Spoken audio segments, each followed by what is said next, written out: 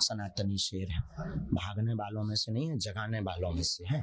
और रायपुर में पुनः दरबार है, कथा है। आइए, हमें किसी से प्रमाण पत्र की आवश्यकता नहीं है, किसी से भी, और हमें सफाई देने की आवश्यकता नहीं। दरअसल हाल ही में नागपुर कथा करने पहुंचे धीरेन्द्र का दरबार लगा, आप नहीं आए, हमारे पास टाइम रहेगा, हम फिर आएंगे। लेकिन रायपुर में 20 और 21 तारीख को पुनः दरबार है, किराया हम देंगे, आपकी चुनौती हमें स्वीकार है। वेलकम टू यू रायपुर दरबार।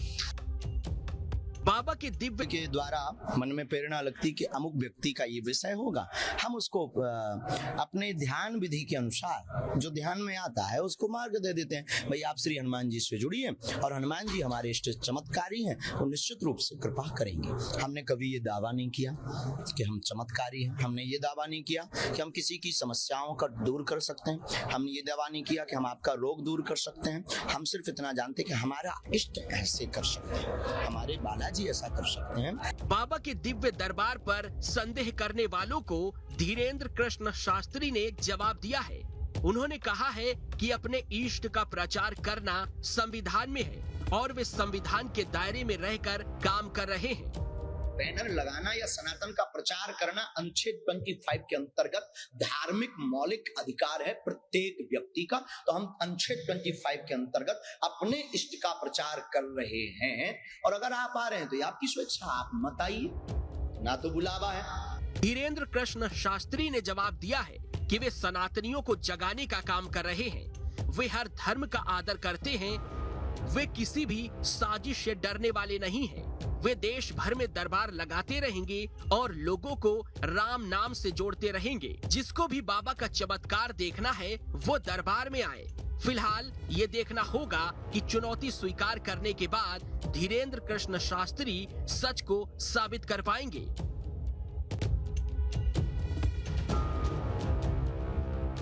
अब जब निकल आए तो हाथी चले बाजार, कुत्ता भौंके हजार। हम 7 दिन वहाँ झंडा गाड़ने, तब उनको बाप मर गए। उनके बाप में दम हो तो किसी दूसरे धर्म के भगवान के खिलाफ बना दे, भारत में रहना मुश्किल हो जाए। ये गन क्यों दी जाती है? गन का लाइसेंस क्यों दिया जाता है? ये बंद करवाओ, पुलिस के पास तो खुद है। बाबा बागेश्वर यानी धीरेन्द्र कृष्ण शास्त्री जितने कथावाचक के तौर पर फेमस हैं, उससे कहीं ज्यादा बाबा अपने बयानों को लेकर चर्चा में रहते हैं। इन दिनों बाबा अपने दरबार में होने वाले चमत्कारों को लेकर चर्चा और विवादों में है, लेकिन विवादों से बाबा का पुराना नाता रहा है।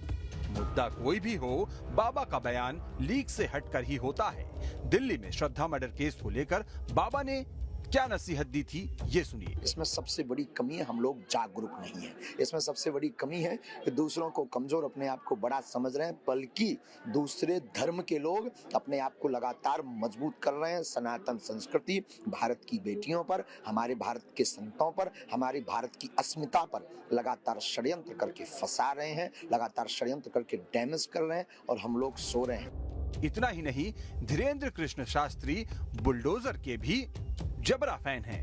अगर अपनी रक्षा के लिए अगर बुलडोजर रखना अगर जो है भड़काऊ है, तो आपको लग रहा है हमें लगता है ये होते रहना चाहिए। कानून को हाथ में नहीं लेना, आत्मरक्षा के लिए कोई भी वस्तु रखना। ये गन क्यों दी जाती है?